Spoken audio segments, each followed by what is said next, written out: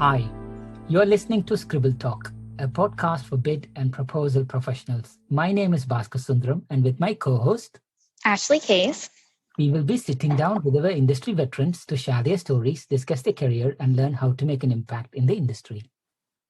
Today's guest is Mel May Smith. Mel is a senior business winning consultant with Harmonic, with a track record of winning bids in the commercial and public sectors worth up to £1.4 billion. As a certified professional within APMP, Mel adopts best practice techniques to shape winning bid campaigns alongside mentoring fellow proposal professionals to help advance the profession.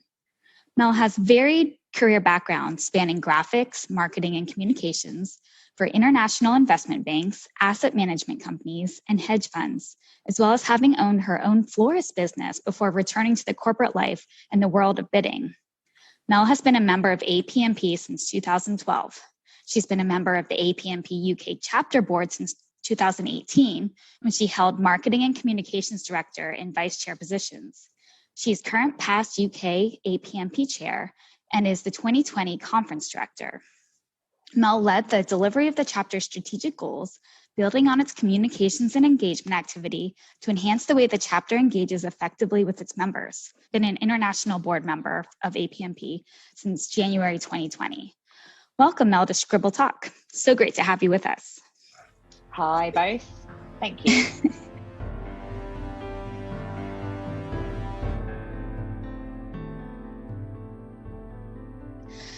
So Mel, we're curious where you were born, where you grew up, and where you went to school.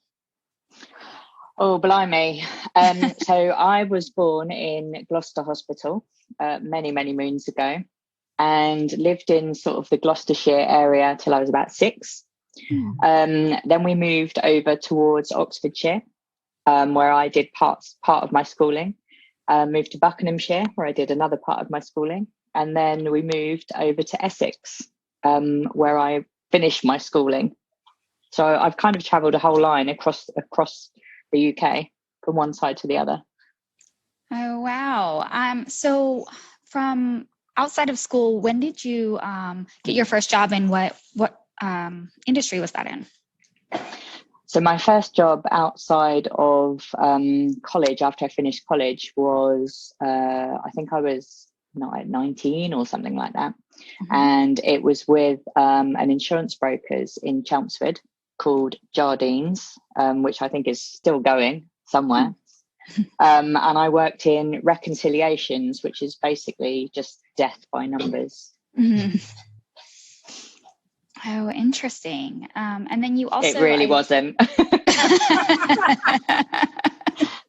Well, thank you for your honesty. But then you went on to work in marketing and financial services. Can you tell us a little bit about that? Yeah, sure. So I was determined that I wanted to work in London. I'd been away. I'd worked in insurance, and I went away and worked in the States for a bit. And I came back and worked for my father for a bit. But I was determined that I was going to get a job in London. But I hadn't studied for a particular job, as you tend to do when you tend to do business and finance courses. You don't have a particular idea in your head what you want to go into. So it was really difficult for me to try and convince anybody in London that they should hire me. So I found a temping agency that specialised in graphic design. And I've never done graphic design in my life, but I'm quite artistic anyway. And they sit you through a series of tests, which obviously I'd never even heard of. So I knew I wasn't going to pass. But the beauty of it is that they actually gave you free training if you failed. Nice. So I sat their tests, failed them all dismally, as you'd expect, but then did a whole bunch of free training with them. And they managed to place me with a management consultancy in London. So I eventually got to London. So. Oh, wow. Anyway. Yeah, so that wasn't anything to do with marketing or financial services. That was to do with graphic design, because that's just what I'd had the training in. So once there, it was up to me to try and find something better, because it wasn't a particularly good job. So I managed to get a job in graphic design, or desktop publishing, it was called back then, in a Canadian investment bank. And I was with that bank for about 7 years, and from doing desktop publishing, I sort of developed a marketing department for them, moved up, created, lots of people came to work for me, and then I sort of moved on from that company about 7 years later with the kudos, if not the qualifications, but certainly with the experience to move into hedge funds as the head of marketing for them. And it just sort of rocketed, really. I think I was just lucky. I was in the right place at the right time and managed to talk myself into it, I think. Yeah, but it also sounds like you kind of had some perseverance. You went and you got some training, something completely different, and then worked your way into kind of what you really wanted to do. So that's a really cool story. Definite determination. Yeah. Well, that's amazing. You got to London, you got the job and worked your way into bigger, better, more exciting things. So kudos for that. So when did you eventually enter the proposal world then? That was actually the proposal world as it stands now, much later. But going back to my roles within marketing, because I worked in mergers and acquisitions, and then obviously for funds, a lot of the things that we did within that, which were headed marketing, are things that we now in our proposal world come under capture and bids and proposals. So although you would never have back in those days, they wouldn't have known what bids and proposals were. It was never called that, but that is what we were doing essentially. So I entered the proposal world unofficially way back when. But as it stands now, where it's a much more defined profession, and obviously something that we all work in, I think I had my first job after I'd owned my florist shop, and I went back into the commercial world, which I believe from memory was around 2012 when I got a job working for Babcock down on the south coast. So although it was kind of 8 years ago, unofficially, I've been doing capture, bids, proposals, all that kind of thing for many years before. Yeah, absolutely. And it's very interesting how the profession has evolved in those things that, you've been doing all along. Now there's kind of nomenclature surrounding it and we call it something different, but it's been around much, much longer. Yeah, exactly. So it's quite interesting. Yeah, definitely. So we've gotten to dig into a little bit of your past and learn some things about you, wanting to go work in London and taking some graphics design type courses. Can you tell us 3 other things that not many people might know about you? Well, I can. So I have lived in over 30 different houses. So I've moved house 30 different times. Yeah. Lots of houses. I am engaged to be married recently. Congratulations. Thank you. And I have a newfound hatred of something called leather jackets, which I found in abundance in my garden last week.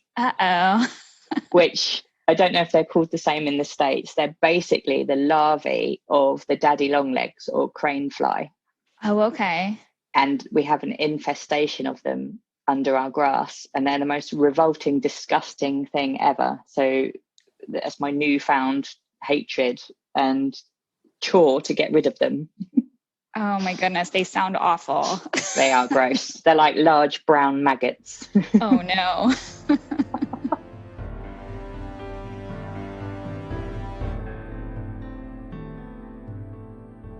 Oh my goodness. So you've been doing particularly capture for a long time, right? Even before we were calling it capture. Do you have a most memorable proposal or capture effort that stands out to you?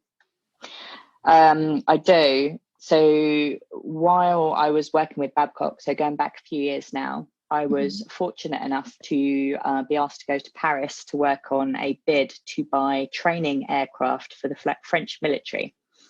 So the office was based just alongside the Champs-Élysées, and obviously the Paris lifestyle for 9 months is definitely memorable. So that was the highlight, I think, of my career so far. Absolutely. Very nice. It's really great when our efforts take us to a cool place on travel. Yeah, exactly. It was lovely. I still can't speak French, so. That makes at least two of us. Yeah. So you mentioned that you spent some time in the US. Can you tell us a little bit about that? Yep. So when I was 21, after my hideous job with the insurance brokers, I saw an advert in the Sunday Times paper, or where all the job bits are in the back of the paper. And the YMCA was advertising for people to come and work for them from the UK. So I had a telephone interview with them, and I went out to work as an art director for the YMCA in a little tiny little town or village, whatever you'd call it, called Bell Fountain in Ohio. Oh my goodness. Do you know it? Yeah, we recently interviewed Sam Enslin, and she's from Ohio, and I was actually born in Ohio. Oh, so, really? Yes. Well, lucky I didn't say anything bad about it then. A lot of small towns, no worries. Yeah, it was a very small town. So it was just about the time when line dancing was really popular, and I remember going to this little bar called Cactus Jack's and line dancing the locals off the little stage. It was highly embarrassing. So oh my goodness, it sounds amazing. It was. So that was the first time, and then I went back again many years later when I was working for one of the hedge fund companies who had an office in New York, and they had a head of marketing, and I was the head of the UK marketing, and we were just trying to basically make friends and make sure that we're all working towards one common goal. So I was over living in Manhattan that time for about a year, which was quite good fun. But it was through very cold there in the winter. Oh, yes. Very different experience. Yeah, very different. Times. Very, yeah. Oh, that's great. So over the years, it sounds like you've been very accomplished in the industry and other industries, doing a lot with APMP and other things. Do you have any accomplishments that you're most proud of? What, within the industry or? Just in general. Yeah, it can be outside of the industry. What am I most proud of? Getting back to where I am now, to be honest. Okay. From expand on that? Yeah. So taking a sabbatical from London after the tube bombings back in 2007, moving down to the south coast of the UK, buying a Florist, and then coming out of sort of industry for so long to get back in it, and then to work, I think my role back up to the same level as when I left London, God knows how many years previously. I think if there's one thing that I can be proud of for myself doing, it's forcing myself to get back up to that level, because it would have been really easy just to take a job in another shop or anything. But I was determined that I was gonna make something of myself again after being a florist. So yeah, no, that's amazing. I'm quite proud of that.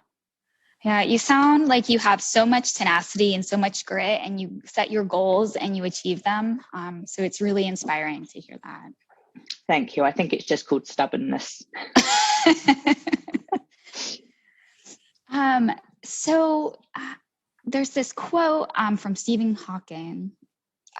Remember to look up to the stars, not down at your feet.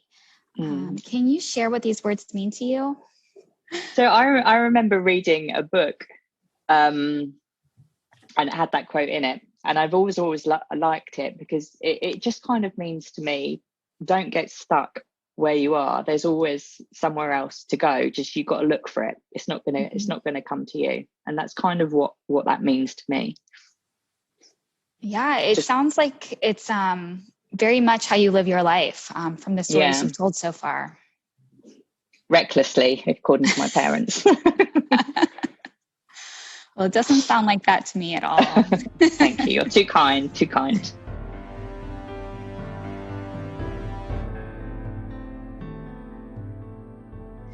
So you talked a little bit about running a florist in 2012.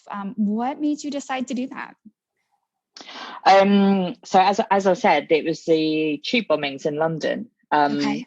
And I was on one of the tubes when all that happened. Luckily, not one of the ones that got bombed, obviously. Yeah.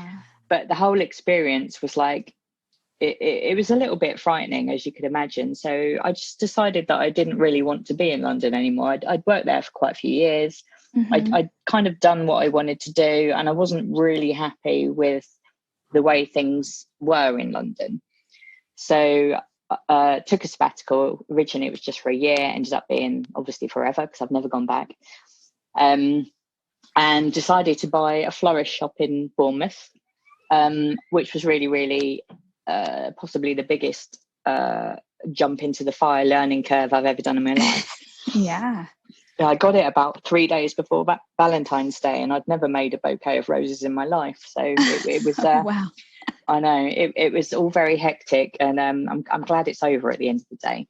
But I had some really, really good experiences. It gave me a lot of life experience. It taught me that I'm really, really not one for retail. Definitely not. I'm not a big fan of like the customer interaction thing.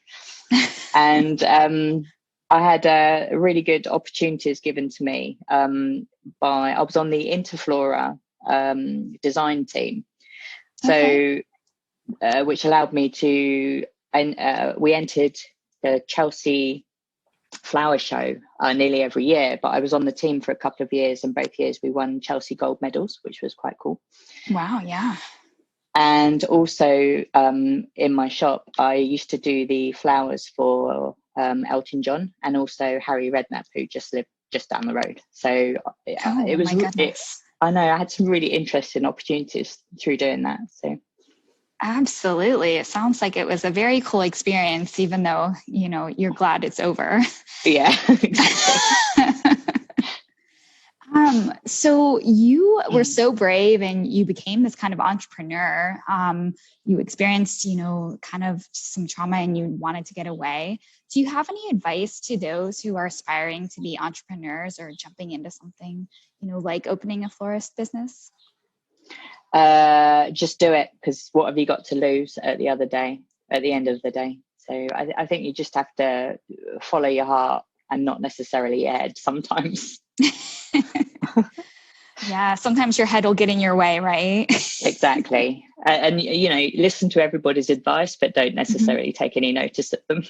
Yeah. That's amazing.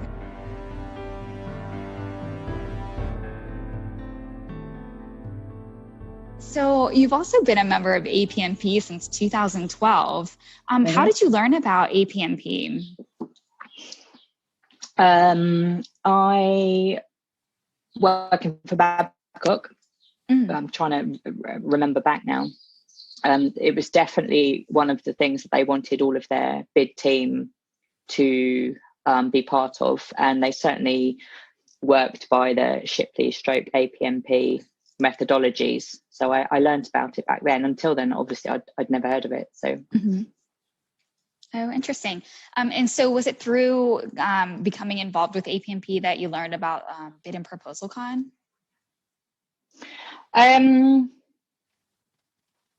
It would have been, yeah. Although I never actually went until last year. Oh, really? Orlando was my first experience of that. So, which was amazing because it was just huge. Yeah, absolutely. Any fond memories from Orlando? Oh yeah, loads. Outside of the conference, I saw crocodiles, or was it alligators? Sorry, alligators on one of those big wind boat things. That was amazing. Yeah. Oh my goodness. I went to Kennedy Space Center, and I watched one of the things be launched from Cape Canaveral, from Cocoa Beach. I've got loads of memories. It was amazing. It was like a little mini holiday either side of the conference. So it was great. Yeah, absolutely. And you should do that, especially when you're traveling that far for a conference. Exactly. Yeah, exactly. So I know I really enjoyed myself, and it was so lovely. Weather was amazing as well. Oh, definitely. Better than New York, right? Yeah, totally. So you've also been involved at the APMP UK chapter level. Any fond memories working alongside the other chapter leaders or any of the events from the UK? I've been on the board since you said, I think 2018. And last year I was the chair. Before that, I was doing the marketing and communications role. but I've been helping John Darby out because he was doing that role for a few years anyway in the background. As he's heard me say many times, he likes to delegate. So I was one of the people that he delegated to in the background. Yeah, it was fine. So having the role as chair last year was really, really exciting. We got to bring on some new board members. So we had a sort of shuffle of the board, and the board as it stands now are a really solid group. And I'd like to say that we've all become really good friends. We're not just we're not doing it for ourselves. We're trying to do it for the greater good, as it were, for the good of everybody else. But I think personally, my main achievement as part of that board was the idea and launching the initiative of the new career mentoring program that we launched in January this year. Yeah. So it's been really, really well received. We're still on our first cohort. We managed to recruit another member who specifically has this as his role, and he's done such a good job of sort of taking my scribbled notes and ideas and turning it actually into something. That's Peter Coyle, just to give him a little clap on the back there. Yeah. And so I'm just really proud that that's actually now launched. We've got our first bunch of mentors. They've all got mentees, and we're hopefully going to launch a second sort of tranche of that. Well, we were hoping to do it in the summer, but we have to wait until we're allowed out to play again before we can do anything. So. Oh, that's amazing. And it sounds like you're making such a huge impact on all those proteges. Well, I hope so. You're also professional certified through APMP. Can you share your certification journey with us?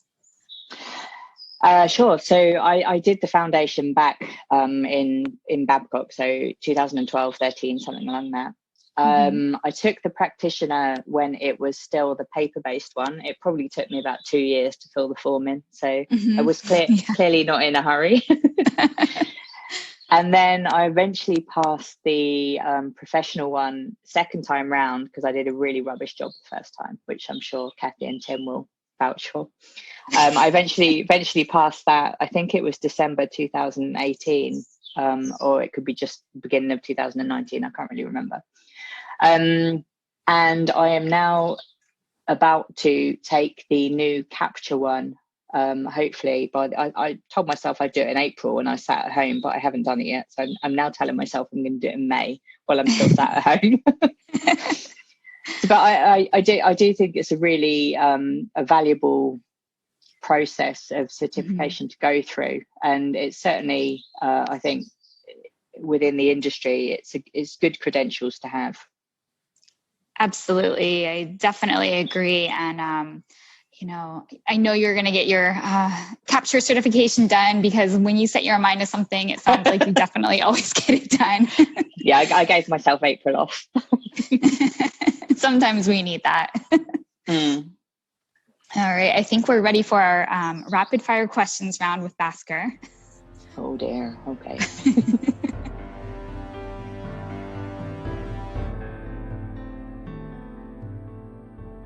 So as a child, Mel, what did you wish to become when you grew up?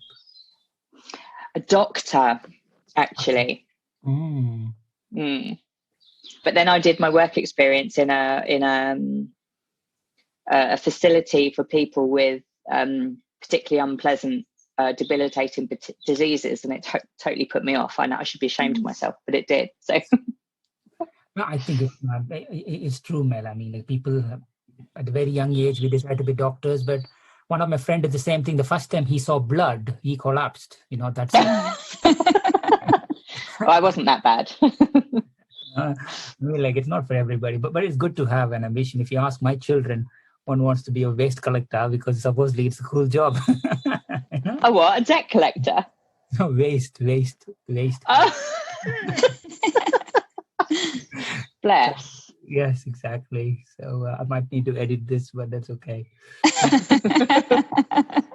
Mel, in one of the interviews you mentioned about the 5 buckets, Mel. Oh, God. You remember?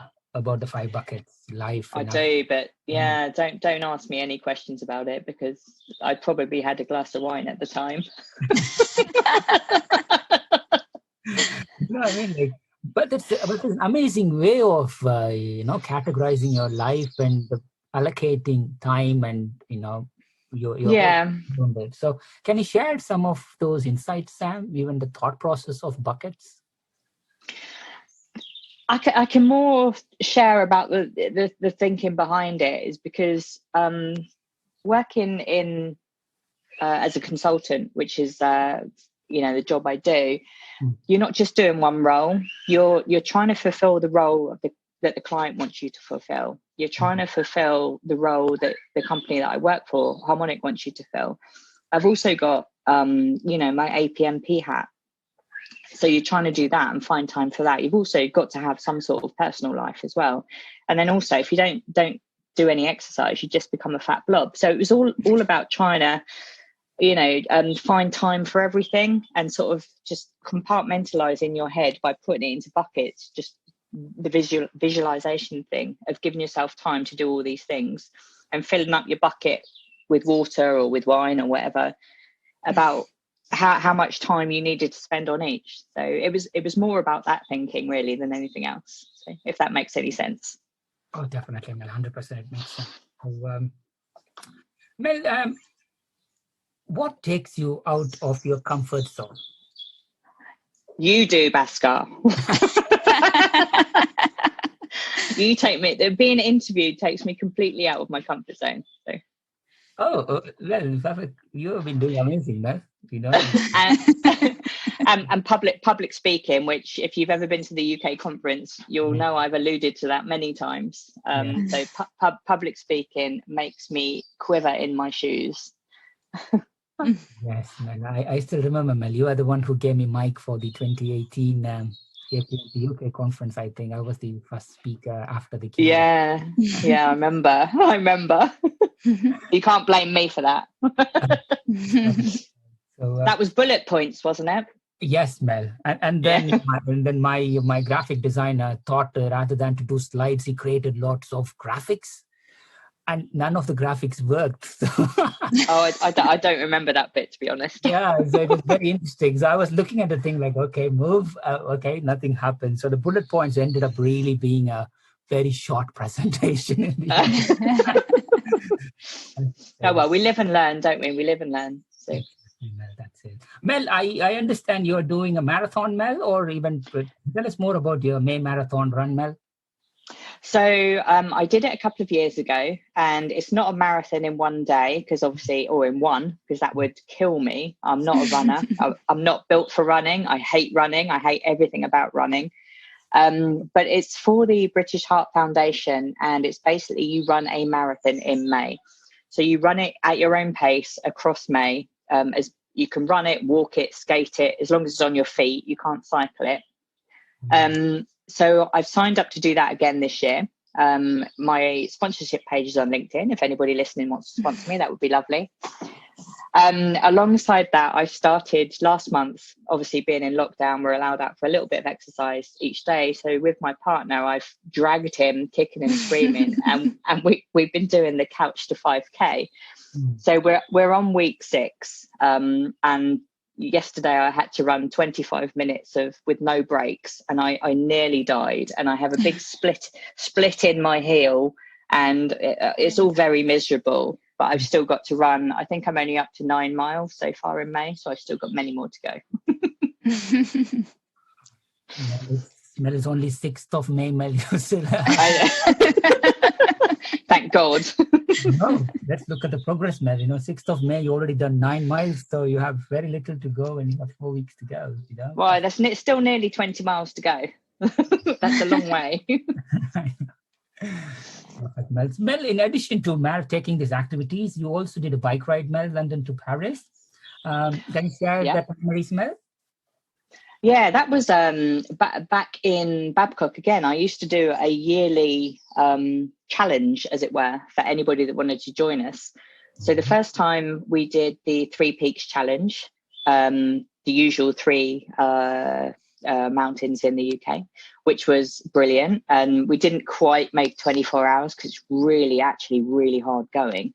Yes. I think we did it in about 26 in the end. But anyway, we raised quite a lot for Help the Heroes that time round. And then a year later, or a couple of years later, I organised the London to Paris bike ride. And it left from Blackheath. I don't know if you know Blackheath, Bhaskar. Yeah, I do. Yeah. So by the time we'd cycled from Blackheath to somewhere near there, beginning with B, we'd been arrested by the police already. And we'd only done about 3 miles for cycling over a pedestrian area. And then I think we carried on up, that we ended up just getting a caution, because we said we were doing it for charity and they let us off. So we cycled down to Dover, and then I think we did it in 4 days. It was about 80 miles a day. We took one of the longer routes. And I don't think my bum has ever been the same since, quite frankly. It was very hard. It was very hot. There was some stunning scenery. We went to visit a lot of the World War, I'm not sure, graves, 1 or 2, but all the white graves in the, in the perfect lines, which was quite moving actually. So, but yeah, it was really tough. And then we just went out, had a few glasses of whatever we could get our hands on, and we definitely didn't ride back. We got the Eurotunnel back. Wow, that's brilliant. And this year, Mel, what's the plan for this year's challenge? Well, this marathon in May, and depending on whether we're allowed out again, I don't know. I want to organise that walk over the top of the O2 in London. Yes, that's amazing. That's very good. Yeah, have you done that? Yeah, I've done that, yeah. Oh, I quite fancy doing that, so. Let's do that. Okay. All right, we'll do that. In fact, they've got a new thing up there now, which is a suspended dining table. Have you seen that? No, as all, we have been locked down like 8 weeks now, man. So. Yeah, me too. I saw it weeks ago. It's like a suspended in the air above the O2 dining table, like a picnic bench, but in the air. So that could be quite interesting.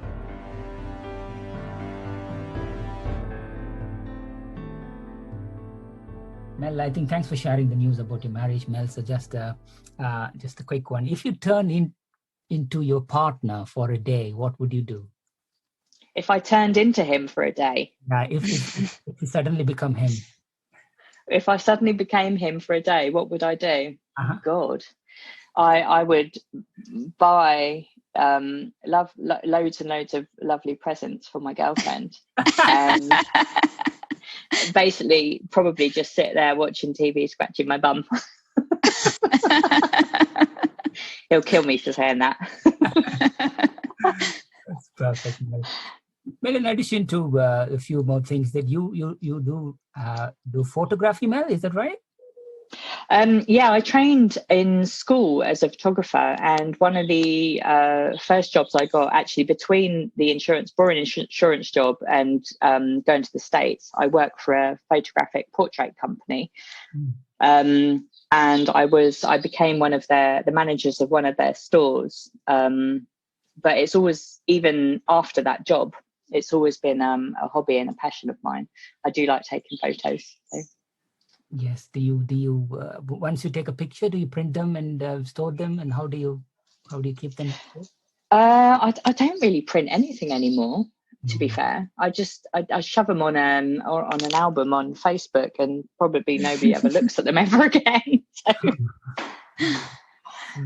So if you could steal credit for any great piece of art or a photograph, Mel, which one would you claim?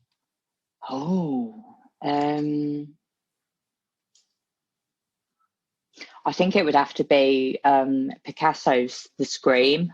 Nice. Is it Picasso that did The Scream? I have no idea. I think it is. I think so. I know The Scream, but I'm not sure about Picasso. But it could be. We can leave it to the listeners. Yeah. Well, it's The Scream. Whoever sort of painted that, I think it was definitely me in a previous life. Yeah, it looks like Edvard Munch. Oh God, I'm wrong then. Okay, it was that one. But we all know this. Similar style to Picasso. Yeah. Yeah, that's a very haunting picture, though, that image. I think the moment you said that image pretty much came to me. Yeah, it's weird though, isn't it, how it does that? Exactly. Yes. So, okay. So you have done bike rides, doing marathon, photography, Mel. So if you could organize a motorbike race for you and your friends, where will you go? And who will you go? A race or a ride? Anyway, Mel. Just to the listeners, Mel likes motorbikes as well. Mel, maybe you could start with your passion in motorbikes before you answer this question. Yeah, I just like the speed. It's a bit like that. I think it was from Top Gun, where I feel the need for speed, and I quite like that. So I got one not long ago, a few years ago, after doing an intensive course for a week. And then after that week's course, I did a couple of sort of trial rides on my own, and then decided with a friend to hop over the channel and did 2,500 miles around France and Spain and through the Pyrenees. And I'd never really learned how to corner or turn around a really tight corner. So it was all quite a frightening experience, but a really, really good one. If I had the chance to do it again, I think I would really fancy doing some of Route 66 in the States, because it's good weather, good burgers, good beer, and I would take anybody that was willing to come, quite frankly. Perfect, Mel. That's great. So yeah, if there's a space, Mel, I'm happy to join. And no backies though, Bhaskar. I promise I won't ask you any questions, Mel. So, Mel, I mean, let's move into your travel, Mel. I mean, you do like travel. So if you were about to go to, it's okay, let's ask this. What's your favorite place, Mel, travel-wise? Vietnam is the favorite place I've ever been. Oh, wow. So when did you go there? I knew you were going to ask me that. So I think I must have been about 20. So, just a few years ago. So probably about 25 years ago, quite frankly. Right. And I backpacked into Ho Chi Minh City, which is the capital. Yep. And then I traveled by Lonely Planet bus or motorbike or little rickety thing full of chickens and pigs to the very, very top of Vietnam. I can't remember where exactly now. Yeah. Via loads of major cities and lots of sort of towns and interesting places to see, and flew out of the top.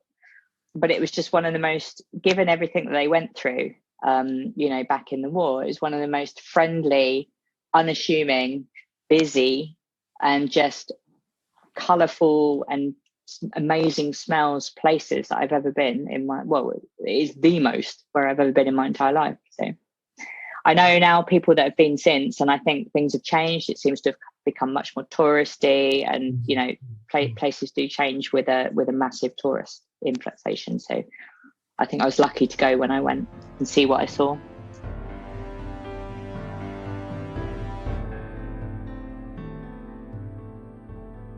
That's brilliant, Mel. I think you have this unique passion of cooking, taking cooking lessons while you travel, Mel.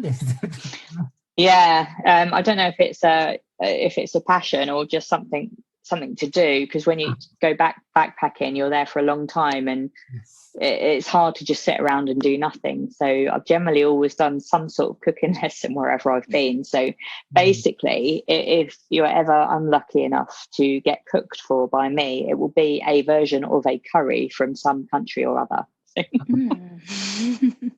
Again, Mel, this is the third time I'm saying I'm up for it. I've got several different countries' versions of curry.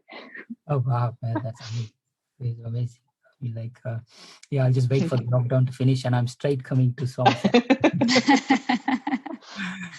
So, Mel, I think from your florist business, Mel, I mean, I know when you are doing florist business, you're always with the flowers, but if you had to be a flower yourself, which one would you be and why?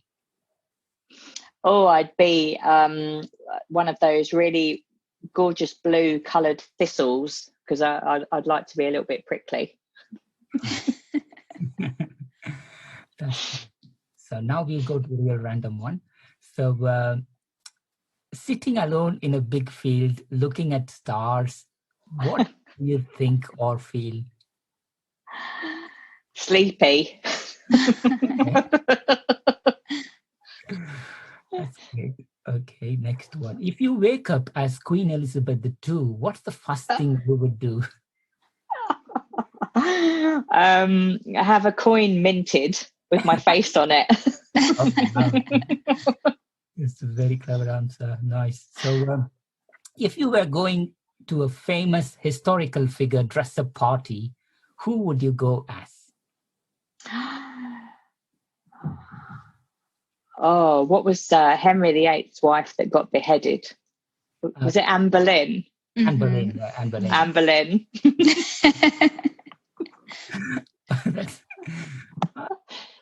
That's a very unique one, Mel. Why?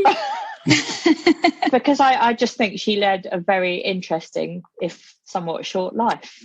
Yes, that's true. That's true. That's true. Because my kid's favorite program is Horrible Histories, and Henry VIII comes all the time in that. Yeah. Okay. That's brilliant. I'm just going by that Tudors film that was on the BBC or something a few years ago. Sing in the rain or dance in the streets? Oh, both. At the same time. That's brilliant, Mel. So what's the maximum number of Cadbury cream eggs you have ever eaten in one day? God. Well, I don't eat them at all anymore. Really? No, because I try not to eat sugar. Oh, wow. So if I remember back from when I was not so healthy, maybe my parents did Easter egg hunts in the garden for us up until we were at least 20. So I'd say I could probably eat about 6 in a day. Oh, wow. That's amazing, Mel. So I'll just ask you, Mel, because we are just getting new UK guests as we speak. Do you like Marmite, Mel? I love it. Really? Absolutely love it. Yep, absolutely love it. And there's a new Marmite and peanut butter in one spread out at the moment, and it is beautiful. Oh, wow. Oh, that's so interesting. I've never heard of the combo. I'll send you some. That's very interesting. I do have peanut butter every day. I would try that. So, Mel, what kind of secret society would you like to start?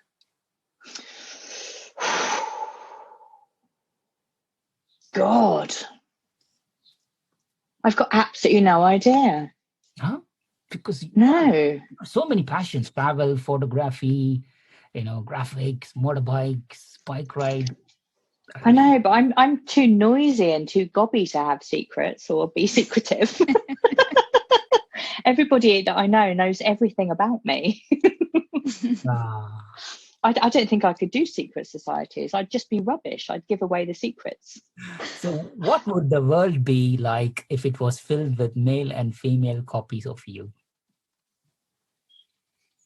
I'd like to say blissful, but I think it would be turbulent, for want of a better word. Yeah, that's brilliant, Mel. So at the last question, if you were held at a gunpoint and told that you didn't impress them with your dance moves, what dance move would you bust out? The worm. All day. Back to my breakdancing days as a child. Oh, that's brilliant, Mel. So that's it. And the random rapid fire is done, Mel.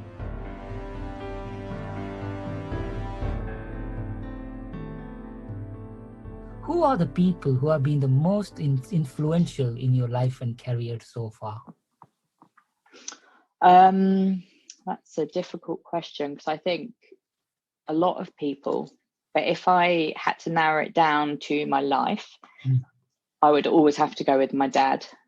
He was my hero as a young girl. Things change as you get older, but for influential in my life has definitely been my dad.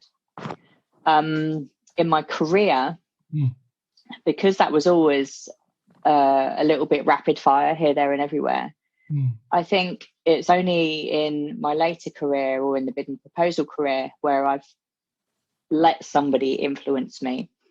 And the person, and he's actually responsible for me being part of APMP. And the person that I think has most influenced my career is John Darby, who I'm sure you both know. He will have no idea that I'm saying this about him, or will probably wonder what the hell I'm talking about. But when I first met John, I was working on a bid, and he was working for the company I now work for. And he was there to do a red team. And I think we met on and off after that every now and then. And he's always been influential to decisions I've made. He's always been somebody to talk to, somebody to sort of, bounce ideas off of. And in a very unofficial and unassuming way, he sort of, without knowing it, I think mentored me through this career and helped me get where I am now. So I think, those two. Oh, brilliant. What's the best piece of advice you have received, and from whom? It was from my dad again, and it was, don't eat yellow snow. What's an yellow snow, Mel? Yellow snow. You don't want to eat snow that's yellow because a dog may have been there before you. Oh, got you. I thought it's something else. Okay. No. Nice. That's by far the best advice you ever had. You're not going to forget that one, are you? No, Mel, definitely. It's a life lesson there. So, Mel, we are in this COVID quarantine time, Mel. What's something you have observed lately that reminded you that people are good? I think the one thing in the last 6 weeks, 7 weeks, whatever it's been now, is been community spirit for me. I live in a relatively small town. We're quite lucky that in Somerset or in the southwest of England, we haven't been affected anywhere near as much other parts of the UK. But there's still people out there that can't go out. And in the town where I live, they've organised a sort of a Facebook community group, and they've got a bunch of volunteers, of which I'm one of them, and they're called Welly Angels because we live in Wellington.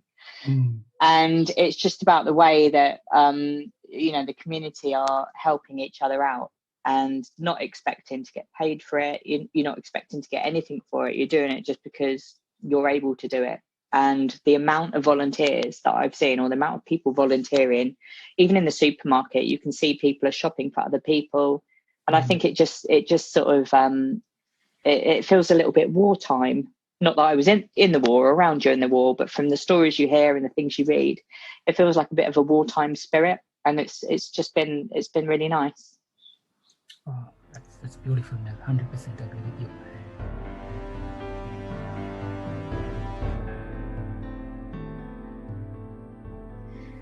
So Mel, we're down to our final 3 questions for you. It's been so amazing hearing about your career and all the exciting paths that you've been on. Looking back, what's one thing that you wish you had known when you started off in, the work world? I think I wish I had known what I wanted to be when I grow up. But seriously, I wish I had known that it was a good thing and okay to take risks with your career, set yourself goals, go out and get them, and don't be afraid to do that. I think I learned that lesson much later into my career, and I think I could have got to the place where I wanted to be a lot quicker had I have realised that it was okay to do that a lot sooner. Yeah, absolutely. And I think everyone listening will appreciate kind of that advice and taking that to heart, especially those younger listeners who can take advantage of that. Right now, especially in the UK, lots of industry colleagues are furloughed. What advice would you give to industry colleagues who are furloughed right now? So I've actually been furloughed for 4 weeks. I'm not now, but I was. But the advice that I would give is to make the most of it. When are you ever given time to relax, do things for you, do things for other people, and still get paid for it? So don't worry. There's help there, which is why they're furloughing you in the first place. But I think the biggest advice is to don't worry about it and make the most of the time that you've got while you're being paid for it.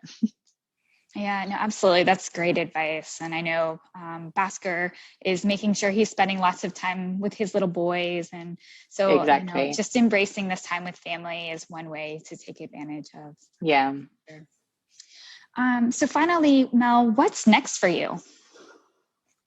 Hopefully, imminently getting back to some kind of new normal, whatever that might be, where I can go for a walk on the beach, eat fish and chips, and go to the pub for a pint.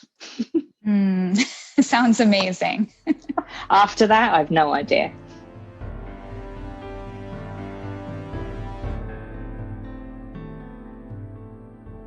I mean, like 100%, Mel. I mean, like while you were talking, oh my God, that's.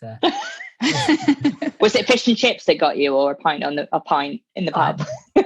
Well, anyway, both. You just need to just get the beach, just to relax. Oh yeah, the beach, the beach, yeah. It is what exactly. So, Mel, is there any part of your life or career that we haven't touched, Mel, that we can revisit? Oh, none that I won't go in public. Well, there's just one thing that really caught my attention. You mentioned that you moved like 30 houses, Mel. Yeah, I did. Like, is it because you want to have a change in environment, Mel, or because I struggle to move? Like, it's a lot of effort, right? Packing, unpacking. It is. I travel very light, a lot of it. So I don't know. I mean, I moved a lot with my parents anyway. And then when I left home, I moved a lot in London. I moved around a lot with different flatmates. And then I bought a house, and then I sold a house, and I got a boyfriend, and then I, moved in with him, and then I didn't have him anymore. And then you get another one, and oh my God, it just adds up. It really does. So I think I've moved about 5 times in the last 2 years. Oh my gosh. Wow. You made it sound so simple, Mel. That really scares me. You've got 2 young kids. That makes things a lot harder. So I don't have that. Okay, Mel, I think there's so much to learn from you there, Mel. So, Mel, thank you so much for your time today. Thank you both. It's a privilege to have you with us at Scribble Talk, Mel. Wish you all the good health, happiness. Keep smiling, keep inspiring. Please continue to inspire us and everybody around you. Stay safe, stay healthy, Mel. Thank you so much. Thank you both. Speak to you soon. Yes. Thanks, Mel. To our listeners, thank you so much for tuning in. Please visit batchyscribble.com/podcast to listen to this episode and check out any of our other previously recorded episodes. If you've enjoyed today's interview, don't forget to subscribe, review, and share the Scribble Talk podcast. We hope you'll check out our next episode where we interview another industry expert and special guest. Until then, it's Ashley Kays, Bhaskar Sundram, signing off.